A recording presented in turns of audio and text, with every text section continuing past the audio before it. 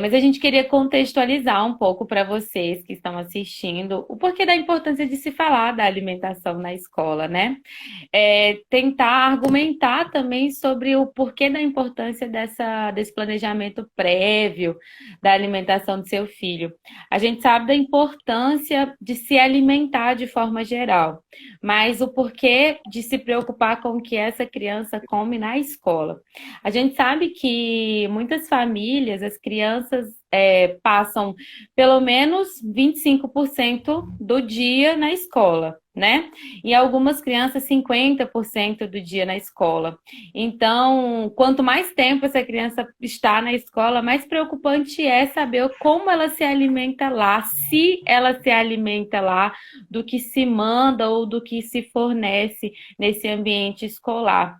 Então, no mínimo, uma refeição o seu filho ou filha vai fazer na escola. E essa uma refeição, ela faz parte desse contexto geral, né, de uma alimentação saudável. Então, é importante a gente falar que essa uma refeição feita de forma ruim, né, com más nutrientes, com fontes alimentares que não é interessante para esse início da vida, ele vai sim trazer malefícios para uma vida toda.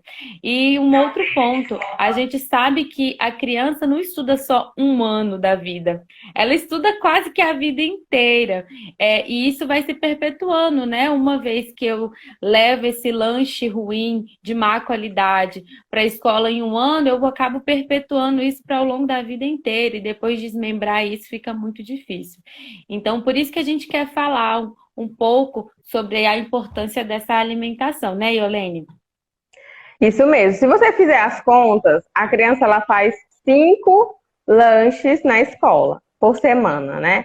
Então, quando você junta tudo isso, no final do mês, né, vai dar uma quantidade aí de mais ou menos 20 lanches. Aí você multiplica pelo ano, né? Então, a quantidade de lanches que a refeição que a criança faz na escola, ela é uma refeição contínua.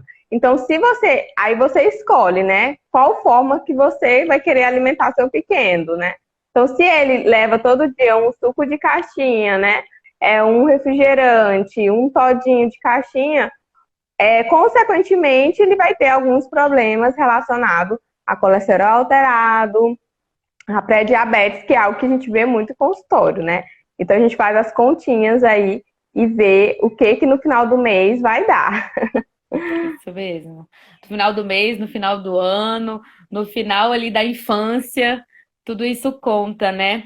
E parece muito pequeno, e eu quero muito frisar isso, porque parece muito ingênuo, né? Ah, é só uma refeição do dia que ele faz na escola, é só um biscoitinho, é só um negocinho que a gente está colocando uma vez por dia, mas se a gente for somar, como você mesmo falou, ao longo do mês inteiro, ao longo do ano inteiro, quanto isso não vai custar, né? Quanto isso não vai ser levado em consideração, principalmente nessas doenças que acometem a infância. A gente precisa lembrar que diabetes, que hipertensão, que excesso de colesterol, de triglicérides, não é só para adulto, né? E a gente tem visto isso a cada dia mais, ainda na infância.